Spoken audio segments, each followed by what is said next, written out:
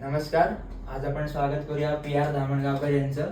हे आता retired associate professor आहेत COEP कॉलेजमधनं, मेकॅनिकल ब्रांच. हे आता आपल्या 11वी 12वी जे पासआउट झालेले आहेत, ज्यांना इंजिनिअरिंगला ऍडमिशन घ्यायचे आहे, त्यांच्यासाठी काही सल्ले देणं इच्छितात.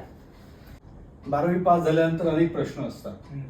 आता पुढे काय करायचं, हो, अनेक मार्ग आहे त्याच्यासाठी, पण त्याच्यामध्ये आपण जाऊ नये. आजचा आपल्या चर्चेचा विषय थोडासा लिमिटेड ठेवूया, की तो म्हणजे इंजिनिअरिंगला जात असताना काय करायला पाहिजे, कसं करायला पाहिजे. या संदर्भात मुलांचे अनेक प्रश्न असतात. त्या प्रश्नांचं प्रतिनिधित्व आपण म्हणूया की देवेन आहे, कारण देवेनच्या मनात हे अनेक प्रश्न आहेत. ते प्रश्न तो देवेन मला विचारेल. हो हो, नक्कीच. आणि मला माझ्या अनुभवातून जसं जसं कळलेलं आहे, समजलेलं आहे, मी जे जाणतो ते थोडक्यात सांगण्याचा प्रयत्न करेल.